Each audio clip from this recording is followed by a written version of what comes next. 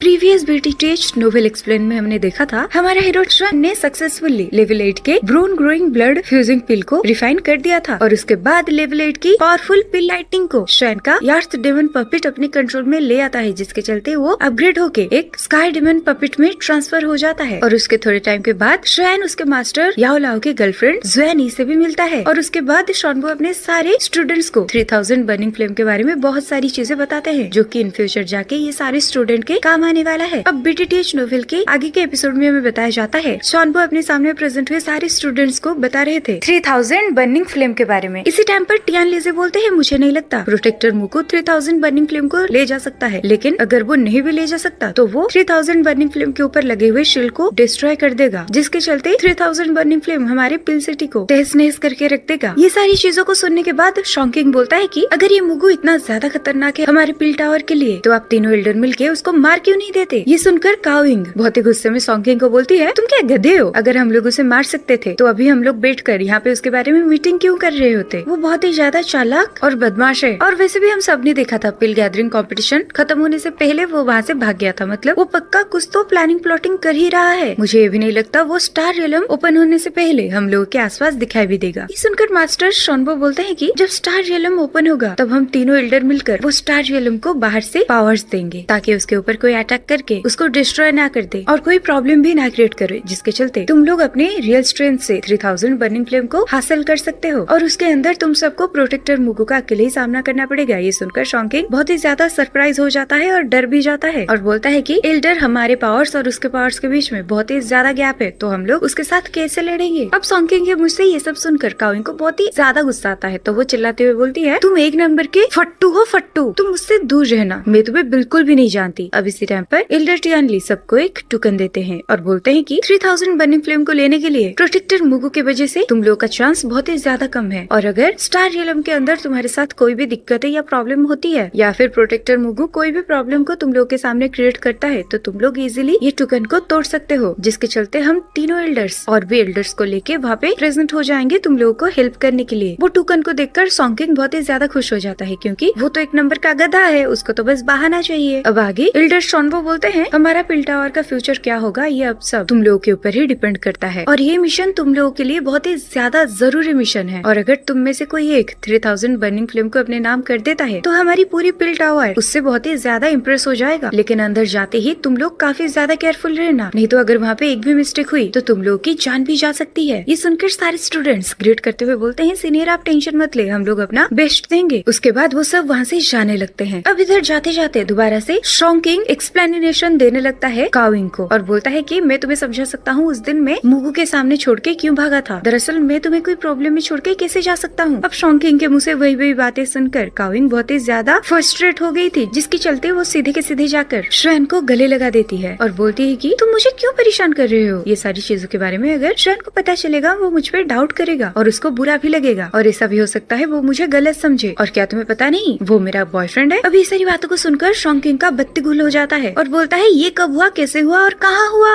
और क्यों हुआ। अब इसी टाइम पर काओइंग शॉन्किंग को जलाने के लिए बोलती है जब मैंने पहली बार श्वेन को देखा था उसी टाइम पे मैंने सोच लिया था अगर मेरा बॉयफ्रेंड होगा तो यही होगा। अब ये सब अपने साथ होते हुए देख श्वेन एकदम से ब्लश करने लगता है और वो समझ नहीं पाता ये सिचुएशन से वो कैसे बाहर निकले। और इसी टाइम पर काओइंग और श्वेन को हक करते हुए देखकर शॉन्किंग रोते हुए वहाँ से चला जाता है और जाते जाते बोलता है मैं तुम दोनों को कभी भी हैप्पी लाइफ के लिए विश नहीं करूंगा। और शॉन्किंग के वहाँ से जाने के बाद श्वेन एकदम से काओइंग को अपने से दूर कर देता है और बोलता है कि मिस काओइंग शॉन्किंग जा चुका है, आपको अब ड्रामे करने की कोई जरूरत नहीं। इसी टाइम पर काओइंग श्वेन के करीब आते हुए बोलती है तुम्हें किसने बोला था कि मैं एक्टिंग कर रही हूँ, और उसके साथ फ्लर्ट करने लगती है और क्यों ना हम ये नाटक को सच कर दे। ये सुनकर श्वेन एकदम से जोश में आ जाता है और बोलता है कि काओइंग क्या तुम मेरे साथ कोई मजाक कर रहे हो, मैं ऑलरेडी किसी और को पसंद करता हूँ। तो अब काओइंग श्वेन के करीब आते हुए बोलती है तुम मेरे साथ कोई फालतू के मजाक कर रहे हो ना। अब श्वेन दोबारा से काओइंग को अपना इतना करीब देखकर वो शर्मा जाता है। अब इसी टाइम पर पीछे से जियान आ जाती है और बोलती है कि श्वेन तुम दोबारा से कोई लड़की को फ्लर्ट करने आ गए। अब जियान को देखकर श्वेन बोलता है कि तुम यहाँ पर कब आए, और जियान को श्वेन के साथ ऐसे बर्ताव करते हुए देख काओइंग सोचती है कि शायद यही श्वेन का गर्लफ्रेंड है, तो वो भड़क जाती है और श्वेन को बोलती है आखिर तुम इसी छोटे बच्चे के साथ कैसे रिलेशन में रह सकते हो, क्या तुम्हें पता नहीं इसके चलते तुम्हें बहुत ही गंदी पनिशमेंट मिल सकता है। और श्वेन अपने सामने ये सब हंगामे होते हुए देख कुछ समझ नहीं पा रहा था क्या करे और काओइंग को समझाते हुए वो बोलता है मिस काओइंग तुम मुझे गलत समझ रहे हो, जियान तो मेरी एक बहुत अच्छी दोस्त है जो कि मुझे बहुत सालों सालों बाद यहाँ पर मिली है, और वैसे भी ये बस दिखने में और हाइट में छोटी है, नहीं तो इसका एज हजार साल में काउंट किया जा सकता है। अब शोयान काओइंग को जियान के बारे में हर एक चीज बता देता है। अब ये सुनकर काओइंग एकदम से थम जाती है और उसके कलेजे को ठंडक मिलती है, लेकिन ये सुनकर भी काओइंग थोड़ा बहुत तो शोयान के ऊपर डाउट करती है। तो वो बोलती है, क्या तुम सच में सच ही बोल रहे हो ना? ये सुनकर शोयान बोलता है कि अगर मैं तुम्हें झूठ बोल रहा हूँ तो मेरे ऊपर पावरफुल थंडर गिर जाए और मैं मर जाऊँ। इसी टाइम पर काओइंग जाते जाते शोयान को फ्लाइंग किस देते हुए जाती है और बोलती है कि जाओ जाओ, तुम अभी के लिए रेस्ट करो, हम कल मिलते हैं स्टार रियलम पर। अब कुछ टाइम के बाद शोयान अपने कमरे में जाके काओइंग के बारे में सोचते हुए बोलता है, सच में लड़कियां बहुत ही ज्यादा डरावनी होती है। इसी टाइम पर उसके सामने लिटिल फेरी डॉक्टर और जियान प्रेजेंट हो जाती है और ये चीज को सुन लेती है और बोलते हैं कि क्या बोला तुमने? अब अपने सामने उन दोनों को देख दोबारा से शोयान का फट चुका था। तो वो डरते हुए बोलता है, अरे नहीं नहीं, तुम दोनों अच्छे हो, तुम लोगों को छोड़कर और शूनर को छोड़कर बाकी की जितनी भी लड़कियां हैं वो एक नंबर की चुड़ैल है, चुड़ैल। अब ये सुनकर लिटिल फेरी डॉक्टर जियान से पूछती है कि आखिर तुम इतनी इजीली पिल टावर के अंदर कैसे एंटर कर सकते हो और उसके साथ साथ यहाँ से बाहर भी जा सकती हो? ये सुनकर शोयान बोलता है कि जियान काफी इजीली कहीं पर भी जा सकती है और आ सकती है, इवन इफ पिल टावर के अंदर बाहर भी। अब इसी टाइम पर शोयान जियान को पूछती है कि तुम्हारा वो एंशिएंट ड्रैगन बियर कहाँ गया, वो नहीं आया क्या? ये सुनकर जियान बोलती है कि ड्रैगन बियर यहाँ नहीं आ सकता, मैंने उसके लिए इंतजाम कर ली है, तुम उसके लिए टेंशन बिल्कुल भी मत लो, और मैं यहाँ से जाते ही उसके साथ मिलने के लिए जाऊंगी। तो अब शोयान बोलता है कि वो सब तो ठीक है, लेकिन तुम यहाँ पर क्यों रुके हो? अब ये सुनकर जियान बोलती है, ऑफ कोर्स तुम्हें हेल्प करने के लिए, ये क्या बकवासी सवाल कर रहे हो मुझे तुम? ये सुनकर शोयान हंसने लगता है, जिसे सुनकर जियान काफी गुस्से में बोलती है कि मैं तुम्हारे साथ कोई मजाक नहीं कर रही हूँ या तुम्हारे सामने कोई जोक नहीं मार रही हूँ, तो हंसो मत। और इसमें हंसने वाली कोई बात भी नहीं है, क्योंकि मैं इस मैटर में बहुत ही ज्यादा सीरियस हूँ, क्योंकि वो 3000 बर्निंग फ्लेम की पावर एक नॉर्मल इंसान के मुकाबले बहुत ही ज्यादा है। और शायद तुम्हें नहीं पता बच्चों, अगर तुमने ऐसे ही 3000 बर्निंग फ्लेम के साथ फाइटिंग करने की कोशिश की तो तुम्हारा बॉडी राग हो जाएगा, इवन इफ तुम्हारा आत्मा भी नहीं बचेगा। अब ये सुनकर शोयान जियान से पूछता है कि क्या तुम्हारे पास कोई और रास्ता है मेरे लिए? ये सुनकर जियान बोलती है, अब आया ना उठ पहाड़ के नीचे। और इंसान एक नंबर के गधे होते हैं, उनको लगता है वो काफी इजीली हर एक चीज को हासिल कर लेंगे। और शोयान, क्या तुम्हें सच में लगता है तुम इतना इजीली 3000 बर्निंग फ्लेम को अपने नाम कर सकते हो? बिल्कुल भी नहीं। अगर ऐसा होता तो यहाँ पे प्रेजेंट हुए तुमसे बहुत ही ज्यादा ताकतवर एल्डर्स उसको अपने कंट्रोल में नहीं कर लिए होते। अब ये सुनकर शोयान दोबारा से जियान से बोलता है, तो जियान अब तुम ही बताओ, आखिर मुझे क्या करना चाहिए 3000 बर्निंग फ्लेम को हासिल करने के लिए? क्योंकि 3000 बर्निंग फ्लेम मेरे लिए बहुत ही ज्यादा जरूरी है और मुझे किसी भी कीमत पे चाहिए। अब ये सुनकर जियान बहुत ही ज्यादा मिस्टीरियस स्माइल देते हुए बोलती है, सबसे पहले तुम मुझे सॉरी बोलो और मुझे रेस्पेक्ट के साथ पूछो आगे हमें क्या करना है, और जियान प्लीज मुझे हेल्प कर दो। अब ये सुनकर शोयान जियान को मक्खन मारते हुए बोलता है, यंग लेडी आप बहुत ही ज्यादा ब्यूटीफुल और क्यूट हो, उसके साथ बहुत ही ज्यादा इंटेलिजेंट भी हो। क्या आप मेरे जैसे एक मूर्ख इंसान को बता सकते हैं कि मैं 3000 बर्निंग फ्लेम को कैसे हासिल करूं? दरअसल शोयान के सामने और कोई दूसरा रास्ता नहीं था, जिसके चलते उसको ऐसे करना पड़ता है। अब जियान काफी एटीट्यूड से बोलती है, मेरे पास एक रास्ता तो है, लेकिन मैं तुम्हें क्यों बताऊं? भला उससे मुझे क्या फायदा होगा? ये सुनकर शोयान बहुत ही ज्यादा खुश होते हुए बोलता है, आज के बाद मैं तुम्हारे लिए सारे मेडिसिनल टेस्टी एलेक्सर को फ्री में बना दूंगा। ये सुनकर जियान बहुत ही ज्यादा खुश हो जाती है और बोलती है, ठीक है फिर। अब वो शोयान को एक मिस्टीरियस सा वायलेट कलर का चमकने वाला एक चीज दिखाती है और बोलती है कि ये वही है जिसको तुम्हारा जरूरत है। और उसको देखकर शोयान को कुछ समझ में नहीं आता, तो वो जियान को बोलता है, ये तो बस एक छोटा सा ड्रैगन है। ये सुनकर जियान बोलती है कि ये सिर्फ एक ड्रैगन नहीं है, ये मेरे क्लैन का ताइजू एंसेंट ड्रैगन है। ये बात को सुनकर शोयान की रोम काम जाता है और उसके पैर के नीचे की जमीन वो भी खिसक जाता है। अब वो बहुत ही ज्यादा सरप्राइज होते हुए जियान से बोलता है, क्या तुम सच में ताइजू एंशिएंट ड्रैगन क्लैन से हो? अब ये सुनकर जियान बहुत ही ज्यादा गुस्से में बोलती है, क्या तुम्हें मैंने पहले नहीं बताया? हाँ, इससे क्यों एक्टिंग कर रहे हो जैसे तुम्हें कुछ पता ही नहीं है? और जब मैं तुमसे वार्म होल में अलग हुई थी तब मुझे मेरे क्लैन वालों ने ढूंढ लिया था और वो सब लोग मिलकर मुझे एंशिएंट ड्रैगन क्लैन में ले गए थे। ये सुनकर शोयान बोलता है कि नहीं, तुमने इस चीज के बारे में मुझे बिल्कुल भी नहीं बताया था। अपनी गलती को सुनकर जियान मुस्कुराते हुए बोलती है, ठीक है छोड़ो इस सारी बातों को, ये ज्यादा जरूरी नहीं है तुम्हारे लिए ये जरूरी है कि आखिर ये 3000 बर्निंग फ्लेम ने क्यों हमारा रूप ले लिया और हमारे ताइशो ड्रैगन एंशिएंट का रूप क्यों लिया है? ये सुनकर लिटिल फेरी डॉक्टर बोलती है, आखिर ये एंशिएंट ड्रैगन क्लैन क्या है? सुनने में तो ये क्लैन बहुत ही ज्यादा पावरफुल लग रहा है। ये सुनकर शोयान बोलता है, जहाँ तक मैं जानता हूँ ताइजो एंशिएंट ड्रैगन क्लैन बहुत ही ज्यादा पावरफुल एंशिएंट बीस्ट क्लैन है, जिसकी कॉम्बैट स्ट्रेंथ बहुत ही ज्यादा ताकतवर होता है, जो कि किसी भी प्रकार की शिल और बैरियर को काफी इजीली तोड़ सकता है। और वहाँ के बंदे बहुत ही ज्यादा पावरफुल होते हैं। और मैंने देखा था ड्रैगन बियर भी एक एंशिएंट बीस्ट है, लेकिन वो जियान के ट्रैवल करने की स्पीड को देखकर खुद डर गए थे। इसका मतलब वो बियर हार्ट को भी पता था तुम एक एंशिएंट ड्रैगन क्लैन से हो, सिर्फ मैं ही बेवकूफ हूँ, तुम्हें नहीं समझ पाया। अगर मैं पहले से इन सारी चीजों पे ध्यान दिया होता तो शायद मुझे भी पता होता। अब ये सुनकर जियान बहुत ही ज्यादा हंसने लगती है और बोलती है कि इसमें तुम्हारी कोई गलती है ही नहीं, मैं हमेशा अपनी आइडेंटिटी और ओरा को छुपा के रखती हूँ और तुम्हारे सामने तो मैंने इतने अच्छे तरीके से मेरे आइडेंटिटी को छुपाया था कि तुम गलती से भी मेरे बारे में अंदाजा नहीं लगा सकते थे। और वैसे भी मैं अपनी आइडेंटिटी के बारे में तुम्हें इतने आसानी से कैसे जानने दूं? अब ये सारी चीजों के बाद श्रेयान मुद्दे की बात करता है और जियान से पूछता है कि आखिर तुम्हारा एंशिएंट ड्रैगन क्लैन ये 3000 बर्निंग फ्लेम के साथ कैसे रिलेटेड है। ये सुनकर जियान बोलती है कि तुम्हें जान के हैरानी होगी, ये 3000 बर्निंग फ्लेम ने हमारी एंशिएंट ड्रैगन क्लैन का रूप इसलिए लिया है कि उसको हमारे एंशिएंट ड्रैगन क्लैन ने ही बचपन में बचाया था। या तुम ऐसे भी बोल सकते हो कि ये 3000 बर्निंग फ्लेम को हमारे एंशिएंट ड्रैगन क्लैन वालों ने ही बड़ा किया है और पाला है। ये सुनकर श्रेयान और लिटिल फेरी डॉक्टर की मुंह खुला का खुला रह जाता है। अब दोनों ही सरप्राइज होकर जियान को पूछते हैं कि क्या तुम हमारे साथ मजाक कर रहे हो या फिर सच बोल रहे हो। लेकिन ये कैसे पॉसिबल हो सकता है कि 3000 बर्निंग फ्लेम तुम्हारे एंशिएंट ड्रैगन क्लैन में पला बड़ा है। ये सुनकर जियान एक मिस्टीरियस स्माइल देते हुए बोलती है, हाँ बिल्कुल, तुम लोगों ने सही सोचा, लेकिन मुझे इस चीज के बारे में पहले नहीं पता था। मुझे इस चीज के बारे में तब पता चला जब मैं दोबारा से अपने एंशिएंट ड्रैगन क्लैन में गया था और मेरे क्लैन के एल्डर्स के बताने मुताबिक बहुत समय पहले हमारे क्लैन के एल्डर के हिसाब से 3000 बर्निंग फ्लेम जब अपने बेबी फॉर्म में था और जब बहुत ही ज्यादा कमजोर था, तब से ये हमारे क्लैन में ही पला बड़ा है और उसको हमारे एंशिएंट क्लैन के एक एंसेंटर ने ढूंढ लिया था। लेकिन तब वो उतना ज्यादा पावरफुल नहीं था, जिसके चलते हमारे एंसेंटर ने 3000 बर्निंग फ्लेम के बॉडी में हमारे ड्रैगन क्लैन का खून मिला दिया था और उसके ऊपर ड्रैगन क्लैन की सिल भी बना दिया था, जिसके चलते तब से लेके अब तक वो 3000 बर्निंग फ्लेम ने हमारी एंशिएंट ड्रैगन क्लैन का वही एंसेंटर का रूप लेके रखा है। तब से लेके अब तक 3000 बर्निंग फ्लेम हमारे एंशिएंट ड्रैगन क्लैन से ब्लड से रिलेटेड है। और जो एंसेंटर ने 3000 बर्निंग फ्लेम को अपना खून दिया था, एक बार वो एक स्पेस ट्रैवल पोर्टल में ट्रैवल करते वक्त अचानक से गायब हो गए थे और उनका डेथ भी हो चुका है। और दूसरी तरफ धीरे धीरे 3000 बर्निंग फ्लेम बहुत ही ज्यादा ताकतवर हो रहा था। इसी टाइम पे उसको पिल टावर ने ढूंढ लिया और उसको स्टार रियलम में कैद कर दिया। ये सारी चीजें 3000 बर्निंग फ्लेम के बारे में जानकर शन बहुत ही ज्यादा मायूस हो जाता है और बोलता है कि मैंने कभी नहीं सोचा था कि ये 3000 बर्निंग फ्लेम के पीछे इतनी बड़ी स्टोरी होगी। इसके बाद शन जियान से पूछता है कि अगर तुम्हारे एंसेस्टर ने 3000 बर्निंग फ्लेम के ऊपर ड्रैगन शील्ड लगा दी है तो मैं उसे अपनी कंट्रोल में कैसे करूँ। अब ये सुनकर जियान मुस्कुराते हुए बोलती है, सिंपल सी बात है, तुम्हें पहले वो शील्ड को तोड़ना होगा, उसके बाद ही तुम 3000 बर्निंग फ्लेम को ले सकते हो। अब जियान श्रेयान को अपने क्लैन का ब्लड देते हुए बोलती है, ये मेरे क्लैन का ताइजू एंशिएंट ड्रैगन ब्लड है और जब तुम इस ब्लड से 3000 बर्निंग फ्लेम के फोरहेड पर टच करोगे तो उसके बॉडी में प्रेजेंट हुआ वो ड्रैगन सेल एक्टिवेट हो जाएगा। अब ये सुनकर जियान बोलता है कि फिर क्या होगा, उसके बाद क्या मैं 3000 बर्निंग फ्लेम को ले सकता हूँ। अब ये सुनकर जियान थोड़ा बहुत कंफ्यूज हो जाता है। ये देखकर लिटिल फेरी डॉक्टर बोलती है कि जियान, तुम हमसे क्या छुपा रहे हो और श्रेयान के लिए ये अच्छा होगा तुम सारी बातें हमें अभी के अभी बता दो। अब ये सुनकर जियान बोलती है, दरअसल ये ड्रैगन सेल दो तरीके से काम करता है, जिसमें से एक है अगर श्रेयान 3000 बर्निंग फ्लेम को सक्सेसफुली कंट्रोल कर देगा तो उसके बाद वो उस 3000 बर्निंग फ्लेम को रिफाइन करके अपने साथ ले सकता है। लेकिन अगर श्रेयान उसे कंट्रोल करने में फेलियर हो गया तो वो ड्रैगन शील्ड श्रेयान के बॉडी के ऊपर कंट्रोल कर देगा। ये सारी बातों को जानकर लिटिल फेरी डॉक्टर और श्रेयान बहुत ही ज्यादा मायूस हो जाते हैं और बहुत ही ज्यादा सरप्राइज भी हो जाते हैं। अब लिटिल फेरी डॉक्टर जियान के ऊपर भड़कते हुए बोलती है, तुम ऐसे कैसे कर सकते हो? अगर तुम्हें ये सारी चीजों के बारे में पता थी और श्रेयान का मौत भी हो सकता है ये भी पता था तो तुमने पहले क्यों नहीं बताया? अब अपने सामने लिटिल फेरी डॉक्टर को इतना ज्यादा गुस्से में देखकर जियान तो एकदम से रो पड़ती है। तो इसी टाइम पर श्रेयान लिटिल फेरी डॉक्टर को रोकते हुए बोलता है, रुको रुको, उसे मत डांटो। अब श्रेयान जियान के पास जाके उसे समझाते हुए बोलती है, क्यों रो रहे हो? ये सुनकर जियान बोलती है, क्या इस चीज के बारे में तुम भी मेरे ऊपर ब्लेम करने वाले हो? ये सुनकर श्रेयान मुस्कुराते हुए बोलता है और बड़े प्यार से बोलता है, मैं तुम्हें क्यों डांटूंगा और तुम्हें क्यों ब्लेम करूंगा? तुम्हारे वजह से ही तो मुझे 3000 बर्निंग फ्लेम के बारे में इतना सब कुछ पता चला है और मुझे इससे कुछ भी फर्क नहीं पड़ता कि उसको हासिल करने के लिए मेरा जान दांव पे लगा है या नहीं, लेकिन मैं 3000 बर्निंग फ्लेम को हासिल करने के लिए ये रिस्क लेने के लिए भी तैयार हूँ। ये सुनकर जियान बहुत ही ज्यादा खुश हो जाती है और काफी एक्साइटेड होते हुए बोलती है, मैंने तुम्हें जो अपने क्लैन का एंशिएंट ड्रैगन ब्लड को दिया है वो ब्लड हमारे एंसेस्टर से कई गुना पावरफुल है, जिसके चलते तुम पक्का 3000 बर्निंग फ्लेम को हासिल करने में कामयाब हो जाओगे। अब अगले दिन हमें दिखाया जाता है स्टार रियलम के सामने टॉप 10 स्टूडेंट्स प्रेजेंट थे जो कि पिल गैदरिंग कंपटीशन को सक्सेसफुली पास किया था। वो लोग रेडी हो जाते हैं स्टार रियलम के अंदर जाने के लिए। अब इसी टाइम पर प्रोटेक्टर मुगु जब श्रेयान को देखता है दोबारा से उसे जान से मारने की धमकी देता है। अब यहाँ तो ऐसा लग रहा था कि ये मुगु एक नंबर का गधा ही है, हमेशा श्रेयान को मारने की धमकी देता है लेकिन एंड में श्रेयान से ही पिट के जाता है। अब ये सारी बातों को सुन सुनकर श्रेयान भी पक गया था तो श्रेयान भी चिल्लाते हुए बोलता है, मैं भी तुम्हारे लिए तैयार हूँ, जब भी मन करे मेरे साथ लड़ाई करने की आ जाना, मेरा भी थोड़ा बहुत प्रैक्टिस हो जाएगा। ये सुनकर काविंग बोलती है, हमें स्टार रियलम में ये प्रोटेक्टर मुगु से बच के रहना होगा। तो श्रेयान बोलता है कि हमें सिर्फ प्रोटेक्टर मुगु से ही नहीं बाकी सारे कॉम्पिटिटर से भी बच के रहना होगा। अब इसी टाइम पर शॉनबो, जानी, टियान लिजी सब प्रेजेंट हो जाते हैं। अब वो तीनों एक साथ मिलकर स्टार रियलम का गेट ओपन कर देते हैं और तभी वहाँ पर वो स्टार रियलम के गेट के अंदर से एक एल्डर बाहर आते हैं जिनका नाम क्यूलिंग होता है। और मैं आप सबको बता दूं ये एल्डर क्यूलिंग सारे बच्चों को स्टार रियलम पर गाइड करने वाले थे। अब अपने सामने क्यूलिंग को देखकर अल्केमिस्ट क्विंग हुआ बहुत ही ज्यादा ज्यादा सरप्राइज हो जाता है ये देखकर। श्वेन अल्केमिस्ट क्विंगहुआ को पूछता है, माफ कीजिएगा, क्या आप पहले से ही क्विंगलिंग को जानते हैं? ये सुनकर अल्केमिस्ट क्विंगहुआ बोलते हैं कि ये क्यूलिंग ये पिल टावर का फर्स्ट एल्डर है और ये बहुत ही मुश्किल से ये पिल टावर के अंदर दिखाई देते हैं। ये यहाँ पे अपेयर हुए हैं, इसका मतलब पिल टावर ने यहाँ पर बहुत ही ज्यादा तगड़ी सिक्योरिटी बढ़ा दिए हैं। अब सामने से एल्डर क्यूलिंग बोलते हैं, सारे बच्चे मेरी बातों को ध्यान से सुनो, अगर किसी भी बच्चे ने मेरे रूल्स को फॉलो नहीं किया तो मेरे बॉडी के अंदर इतना ज्यादा पावर की उसको एक ही सेकंड में मैं स्टार रियलम से बाहर कर सकता हूँ। और अगर तुम लोगों के दिमाग में कुछ गलत सलत चल रहा है उसको यहीं पर ही छोड़कर स्टार रियलम के अंदर पावर रखना, नहीं तो तुम लोगों को बहुत पीटूंगा मैं। अब एल्डर क्विंगलिंग सारे बच्चों को स्टार रियलम में एंटर करने के लिए आदेश दे देते हैं। यहाँ पे ये वाला चैप्टर खत्म होता है, लेकिन मैं आप सबको बता दूं नेक्स्ट एपिसोड में हम पहली बार बैटल थ्रू द हेवन में 3000 बर्निंग फ्लेम की फर्स्ट अपीयरेंस को देखने वाले हैं और नेक्स्ट एपिसोड बहुत ही ज्यादा एक्साइटिंग होने वाला है। तो जल्द से जल्द चैनल को सब्सक्राइब कर दीजिए।